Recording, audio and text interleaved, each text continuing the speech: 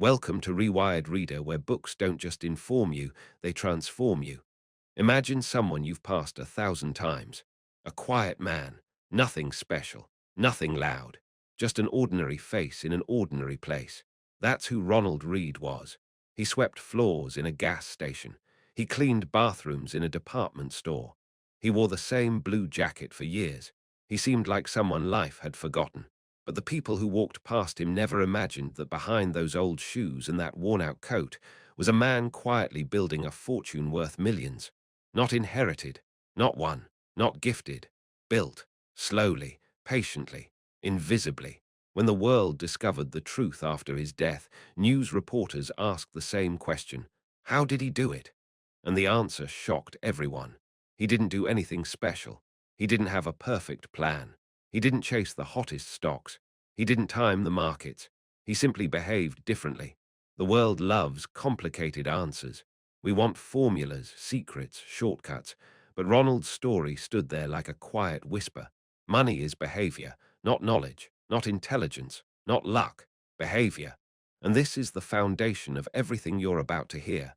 This book will take you on a journey through real lives, real choices, real emotions, through the side of money that people rarely talk about, the human side, the side inside all of us. And if you stay with me, if you don't skip, every chapter will connect deeper and you'll start seeing your own thoughts, your own fears, your own childhood in every story. Before anything else, understand this. This book didn't just sell, it took over the world. It became a #1 global bestseller, translated into more than 50 languages and sold over 5 million copies. It earned a reputation as the financial Bible for ordinary Americans, CEOs, students, investors, parents, retirees, everyone. But people didn't fall in love with this book because it teaches money. They fell in love with it because it teaches humans. It isn't a finance book. It's a mirror, a quiet voice that sits beside you and says, your relationship with money is emotional, not logical. It's shaped by childhood memories, fear, ego, hope, insecurity, and the stories you carry inside you. And this is where the magic truly begins, because the magic starts with the author. Morgan Housel wasn't born into wealth. He didn't grow up around Wall Street. He didn't spend his early years studying stock charts or market formulas. He grew up watching real people, families, workers, neighbors, struggle with money not because they were uneducated or irresponsible, but because no one ever taught them how money behaves inside the human mind. That simple observation changed his life. Morgan began studying money the way a psychologist studies people. He looked at how emotions drive decisions, how fear pushes us into mistakes, how ego blinds us, how luck shapes our destiny, how childhood patterns follow us into adulthood, and how our stories, good and bad, control the way we save, spend, and invest. And what he discovered was both shocking and painfully honest. People do not make financial decisions with logic.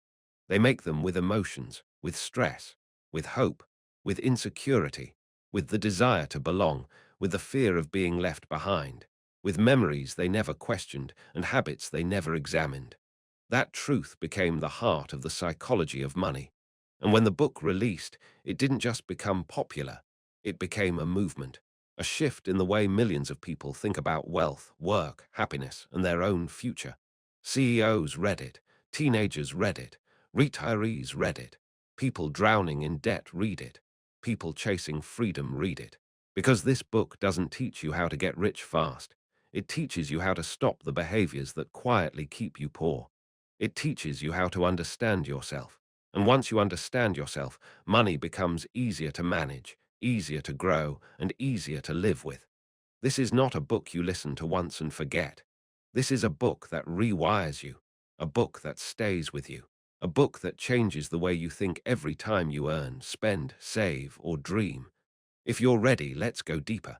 Let's step into the part of money no one talks about, the human side, the emotional side, the side inside all of us. Let's begin. Chapter 1. The hidden emotions behind money. Picture a young boy standing in a grocery store line while his mother counts pennies. She looks embarrassed. People behind her sigh loudly. The cashier glances with impatience. The boy watches all of this and feels something tighten in his chest. Shame, fear, a promise forming inside him. When I grow up, we will never struggle like this. But in another part of town, a different child sits in a large home. He never hears his parents talk nervously about bills. He never sees worry in their eyes when unexpected expenses arrive. To him, money is not fear, it is freedom, possibility, adventure. These two children grow up to earn the same salary, but they treat money completely differently. One becomes a saver, one becomes a spender. Both are acting out of emotion, the script written in their childhood. This is why financial decisions aren't logical. They are personal, emotional, shaped by the stories we witnessed long before we understood them. People don't buy things, they buy feelings, security, recognition, self-worth, comfort. This chapter teaches one truth. People handle money based on their life stories, not on spreadsheets. If you truly understand that, you understand more than 90% of what makes people rich or broke. And here's the hook that leads us into the next chapter. If our emotions shape our relationship with money, who decides how much we should chase? How much is enough? And why do people keep wanting more, even when they already have enough to live peacefully? The next chapter reveals the answer. Chapter 2. Enough. Let me tell you a story about a man many people admired. He was already wealthy, already respected, already successful, but he couldn't stop pushing. He doubled, tripled, then quadrupled his risks. He wasn't driven by need. He wasn't driven by logic. He was driven by the dangerous belief that more would finally make him feel complete. One night, one risky decision wiped out everything he had built over decades. Not because he lacked intelligence, but because he lacked a limit. He didn't know where enough was.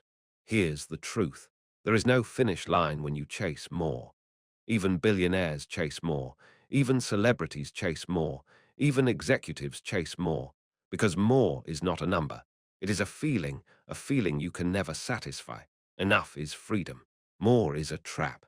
When you decide what is enough, you stop playing games that don't matter. You stop comparing your life to people who secretly envy you. You stop competing in races that don't belong to you. Enough is the greatest wealth because it gives you peace.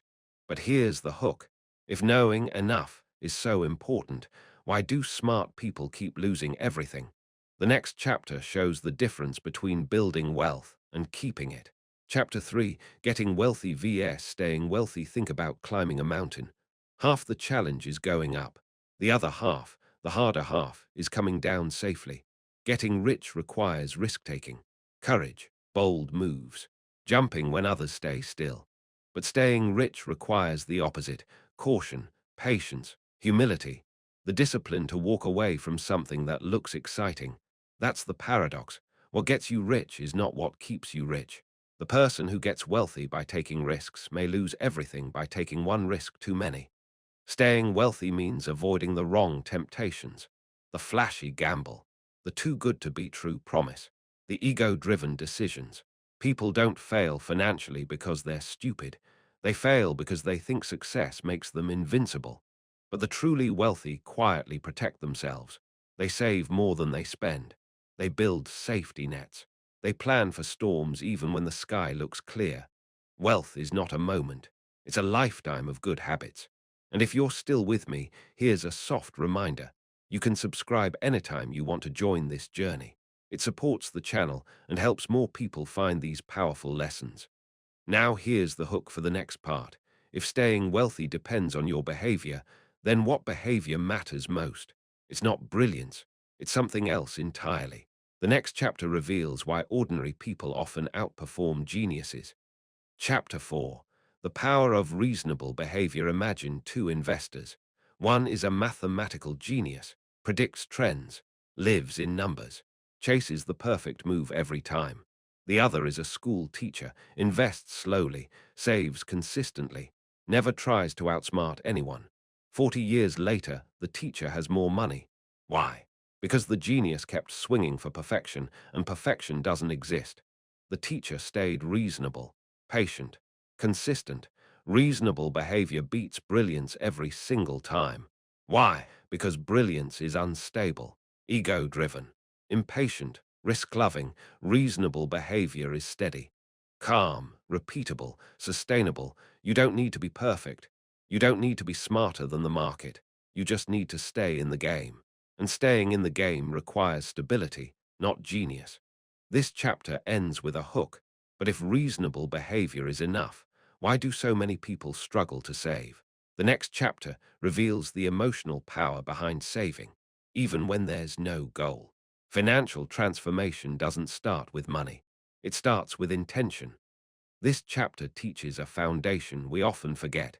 You can't always control your circumstances, but you can always control your decisions. And those decisions, over years, silently shape the life you end up living. As this chapter ends, you create a soft cliffhanger. But if choices build our financial life, why do we still repeat the same mistakes? What pulls us back into old habits? The answer lives in the next chapter, where we see the emotional traps that sabotage even the smartest people. Chapter 11. The quiet power of choices. A woman sits alone in a small apartment late at night. She has two children asleep in the next room. The refrigerator hums softly.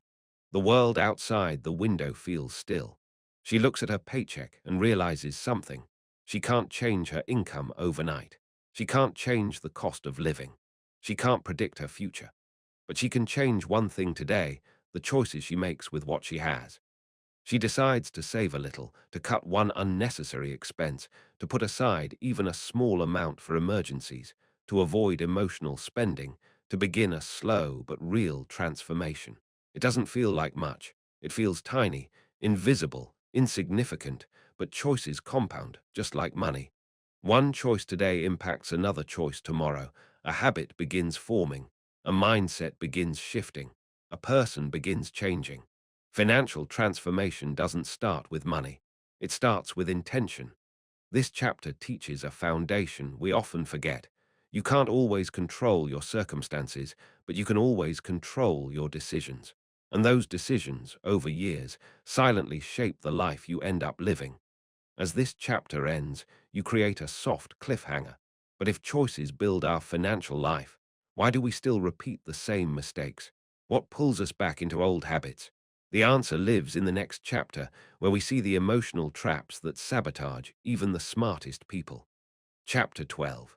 The traps we fall into. A man gets a huge bonus at work. He promises himself he'll save most of it, maybe invest a little, maybe pay off debt. But 3 days later, he's online shopping. New shoes, new devices, a new gadget he doesn't need. It happens so fast he doesn't even notice. And afterward he feels guilty, regretful, angry at himself. Why do we do this? Why do smart people make the same money mistakes repeatedly? It's because our brain plays tricks on us. We chase immediate rewards. We numb stress by spending. We compare ourselves to others. We confuse comfort with progress. We mistake wanting for needing. Our brain loves pleasure now and hates discomfort today, even if the discomfort gives us a better tomorrow. Money triggers deep emotions: fear, joy, pride, insecurity. And those emotions push us into decisions we don't consciously choose. This chapter reveals a meaningful truth. The biggest money trap is not high prices or bad markets. It's self-sabotage. But don't worry, there is a way to break these patterns. And that leads us into the next chapter, where the secrets of long-term financial calm become clear. Chapter 13. The Art of Financial Calm. Imagine someone sitting on a beach alone. Waves come and go. Birds move across the sky. The air feels peaceful. In that moment, the world feels manageable. Now imagine the same person inside a noisy mall, crowds everywhere, ads flashing, people rushing, voices everywhere. The difference between the beach and the mall is the difference between financial calm and financial chaos. Financial calm is not about wealth. It's about clarity, breathing room, understanding your limits, knowing what matters, and letting go of what doesn't. Calm comes from having a little saved, having fewer unnecessary expenses, not needing to impress anyone, not being controlled by trends, feeling confident in your pace, avoiding emotional decisions. When you are calm, you make better choices. When you are calm, you break generational patterns. When you are calm, you stop being controlled by fear. Most people think wealth comes from more money, but true wealth comes from less stress. As this chapter closes, you set up an important question. If calm is so important, why don't more people develop it? What stops us? Next chapter reveals the silent enemy we must understand. Chapter 14. The enemy we don't notice. Imagine you're driving down a highway at night. The road is clear, the tank is full, the journey feels smooth. But then your dashboard lights up, a warning sign you didn't expect. Not something dramatic like an engine failure, just a small indicator. Your tire pressure is low. It's a tiny issue, almost invisible, but if ignored, it can cause a huge problem later. This is what inflation is. A quiet, slow, constant force, not dramatic day to day. But over years, it reshapes your financial world. Prices rise, costs shift, money changes value, and many people don't notice until it becomes overwhelming. This chapter explains something crucial. Your money is always moving, even when you're not spending it. Its value is changing quietly, slowly shaped by the world around you. Understanding this gives you awareness, not fear. And here comes your next hook. But if money constantly changes, how do we adapt? How do we stay prepared? The next chapter reveals the mindset of adaptiveness that wealthy people use daily. Chapter 15. The adaptive mindset. A young entrepreneur launches a business. He plans everything perfectly. Numbers, marketing, strategy, costs. Then reality hits. Customers behave differently. Costs change. Competition appears. Unexpected problems break his predictions. He feels frustrated. But he doesn't quit. He adjusts. He experiments. He learns. He shifts direction. That's why he succeeds. It wasn't his original plan that worked, it was his ability to adapt. Financial life is the same. You budget, and a surprise expense appears. You invest, and the market shifts. You save, and prices rise. You plan, and life changes. Rigid people break. Flexible people grow. This chapter teaches a timeless truth. Your financial success depends less on your plan and more on your adaptability. And now, before moving to the next chapter, here's a gentle engagement moment. If these lessons feel meaningful or give you something to think about, you can subscribe anytime. It helps this channel reach more people who are trying to build clarity and confidence in their life journey. Now for the hook. If adaptability helps us survive, what helps us thrive? There is a mindset, simple but rare, that multiplies everything you learn. It appears in the next chapter. Chapter 16. The habit of reflection. Imagine an older man returning to his childhood neighborhood. He walks past the streets he once knew, past the houses he used to walk by, past the school he sat in. Everything looks smaller than he remembers. He smiles softly, not because he's sad, but because he sees how much he has grown. Reflection is not regret. Reflection is wisdom. It's the habit of looking back, understanding your past choices, learning from them, and using them to guide your future. People who reflect make fewer mistakes. They understand their emotional triggers. They recognize patterns. They identify the habits that shape their life. Reflection turns experiences into lessons, failures into progress, and confusion into clarity. This chapter teaches the importance of stopping, breathing, thinking, and choosing again. Because without reflection, you repeat old stories. With reflection, you create new ones. And this sets up a powerful question for the next chapter. If reflection is where wisdom comes from, then what is the one principle that binds everything together? The next chapter reveals the ultimate truth of money psychology. Chapter 17. The ultimate truth here is the truth this entire book builds toward. Money is not the goal. Money is the tool. The goal is security. The goal is peace. The goal is choice. The goal is time. The goal is dignity.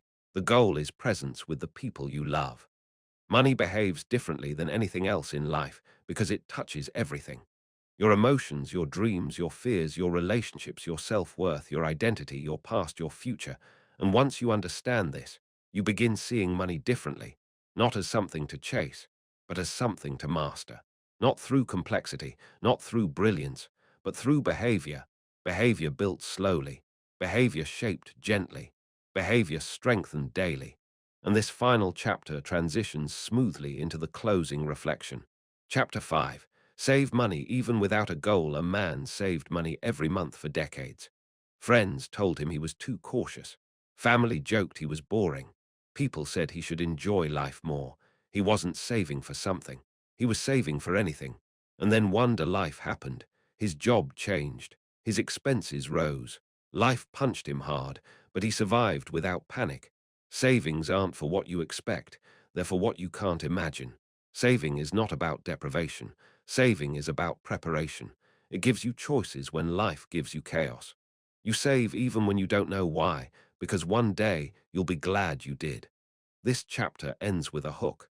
But what is the point of saving all this money if it doesn't buy the one thing we desire most? Chapter 6. Freedom, the highest form of wealth. Close your eyes for a second and imagine this. You wake up tomorrow morning and your day belongs entirely to you. No alarm you hate, no shift you dread, no meeting you're anxious about, no boss asking where you are, just time, just space, just peace, a quiet morning, a slow breakfast, a walk outside without rushing, a day where every hour is yours to shape. That feeling you just imagined, that calmness in your chest, that lightness in your mind, that is the truest form of wealth. Money buys many things, but the most valuable thing it buys is control over your time. Some people earn huge amounts, but they have no control over anything. They work until midnight. They miss family. They miss rest. They miss themselves.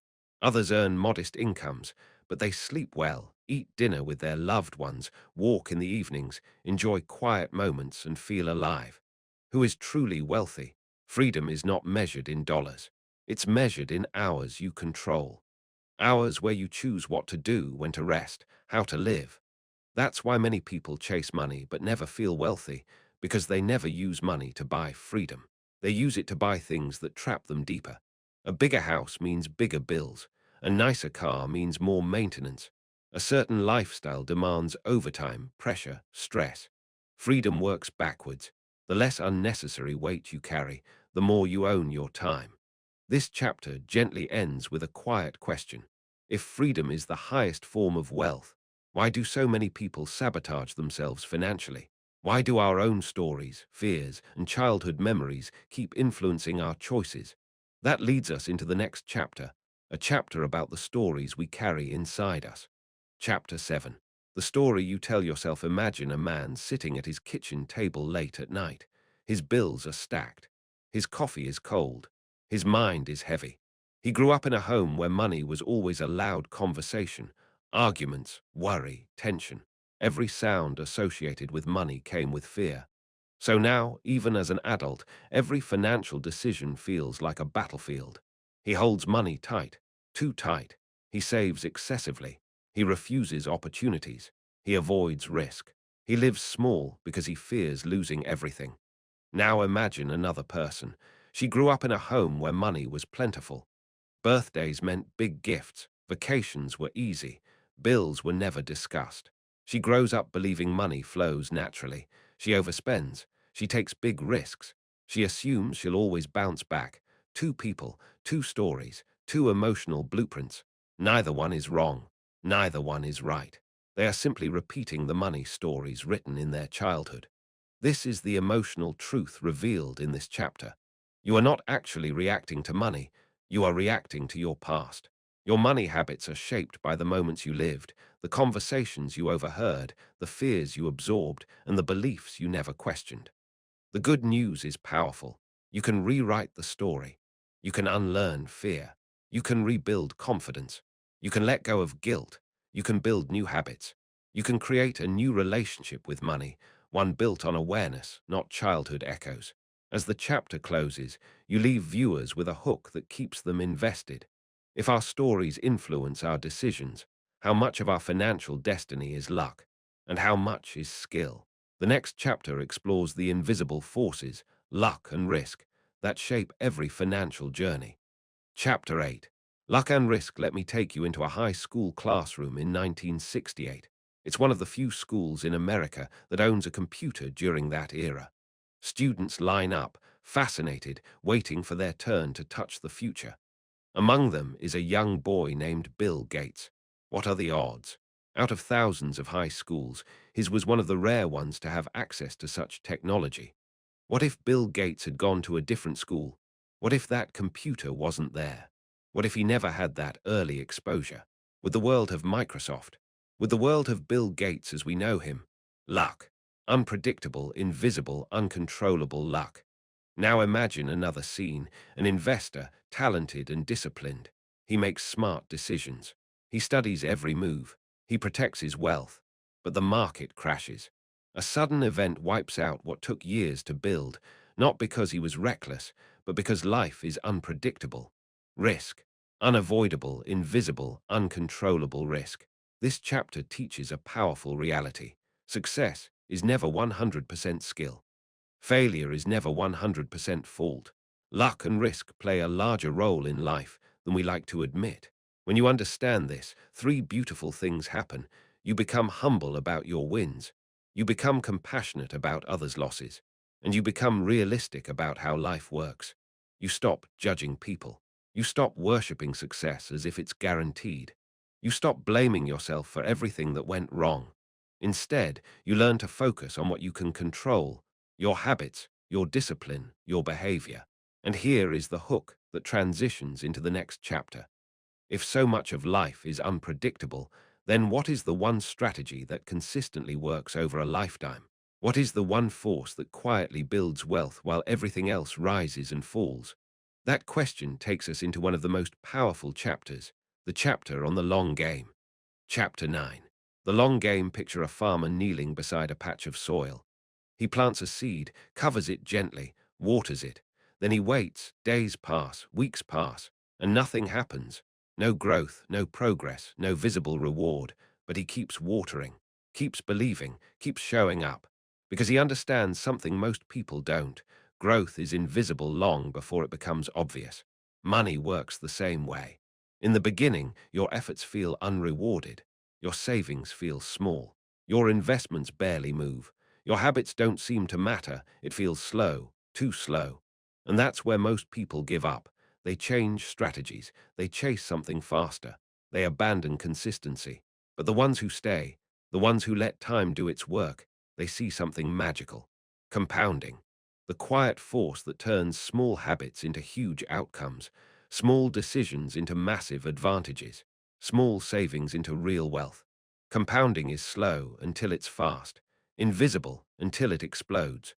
The long game rewards patience like nothing else can. And here's a soft engagement moment, placed gently, not forced.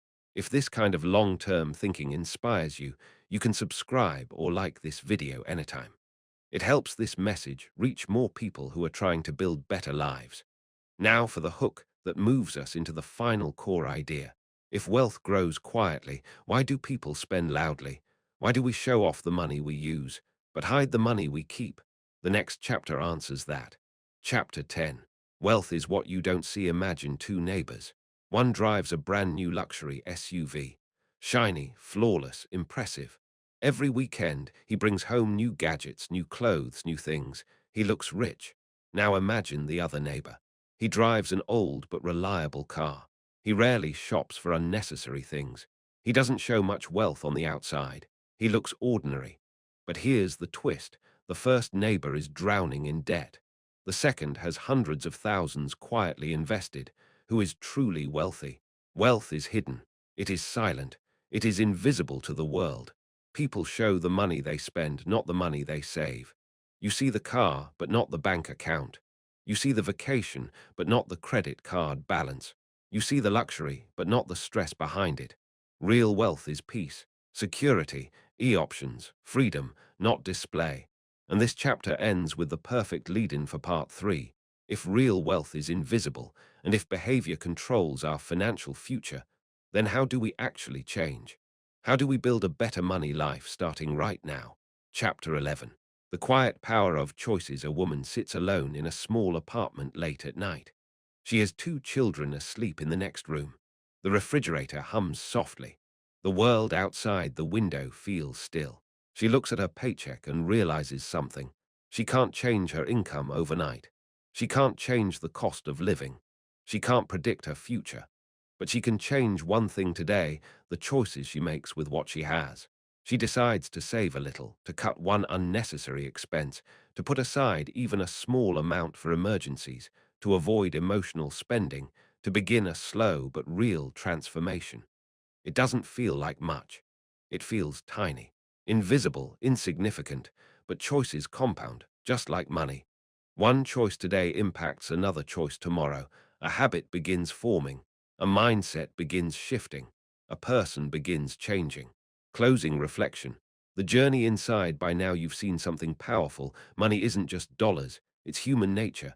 It's our upbringing, our emotions, our choices, our fears, our hopes, our habits, our patterns, our story. The psychology of money shows that the person you become matters more than the money you make. Because money doesn't shape behavior, behavior shapes money. Every story you heard in this journey, every lesson, every reflection, all point toward one message. You don't need perfect strategies. You don't need extreme intelligence. You don't need unrealistic discipline. You just need awareness, patience, consistency, self-control, time, and the willingness to rewrite your story whenever you choose.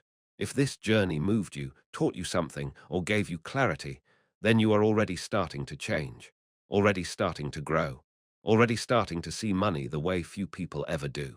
This is your story now, your chapter, your beginning, and the best part, you get to write the next page.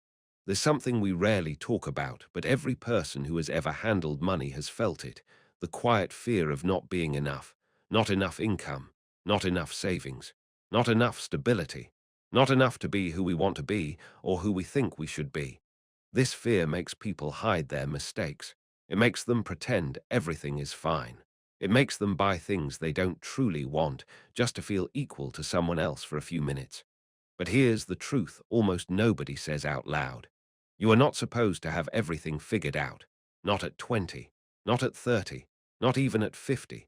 Money is not a single moment of mastery. It is a long education, one that life teaches slowly. Let me give you a story. A man named Thomas used to walk through life believing everyone else was ahead of him. He looked at his coworkers with nicer cars and assumed they were smarter. He looked at friends who owned homes and felt he was behind. He looked at people who traveled and felt he lacked ambition. Then one day, during a casual conversation, he discovered that the people he was comparing himself to were struggling quietly.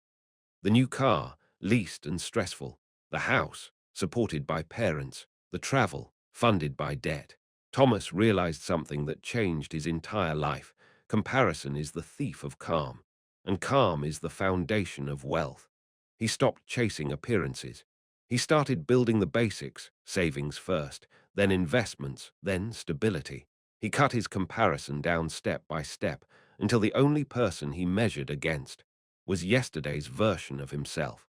This is the psychological shift most people never reach. Money becomes meaningful when it stops being a competition and starts being a personal conversation. Because wealth is not a race, it's a relationship. And relationships grow slowly. Star the science of why we feel behind. Psychologists say the human brain is wired to compare. It's ancient survival logic. If the tribe had more food than you, your life was in danger. Today, food has turned into things. Cars, houses, clothes, vacations, upgrades, lifestyles. But the brain reacts to all of it the same way it did thousands of years ago, with fear that we are falling behind. This is why people overspend. Not because they're reckless, but because their brain is responding to perceived danger. The fix is not shame. The fix is awareness.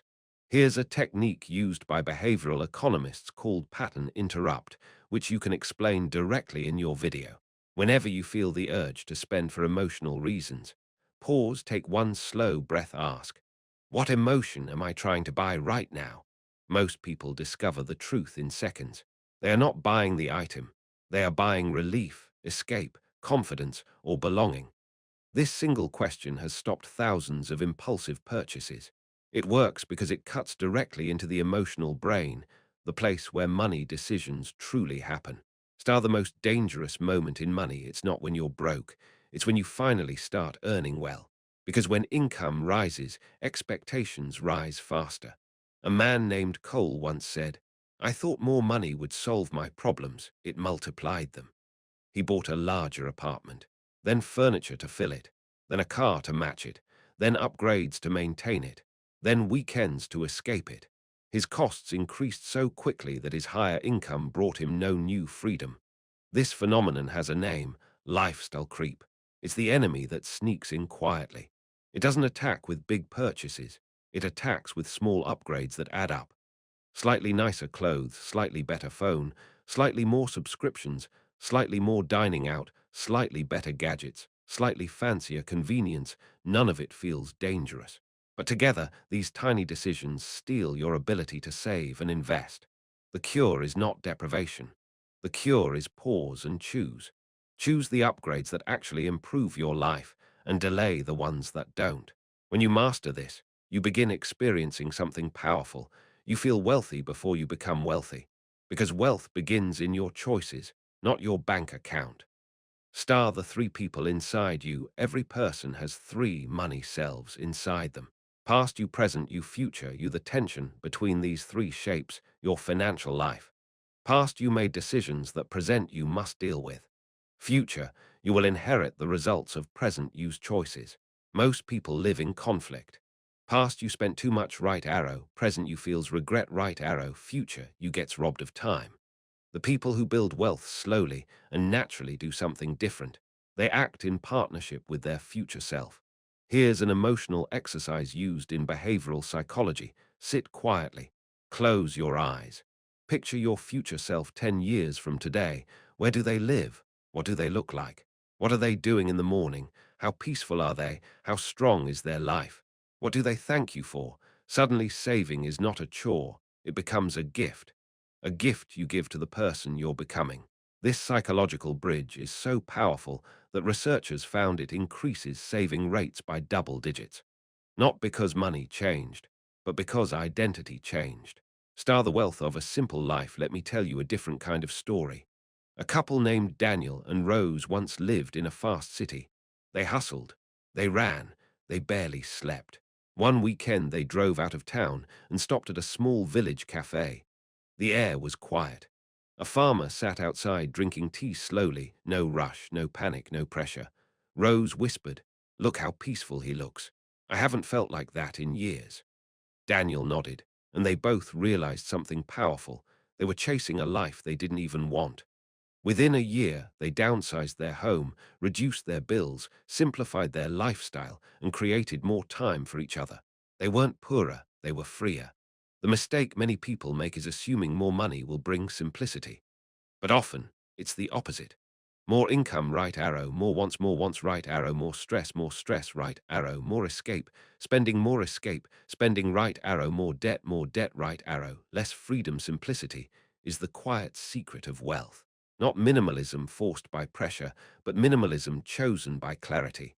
When your life becomes lighter, your financial life becomes easier. Your emotional life becomes softer.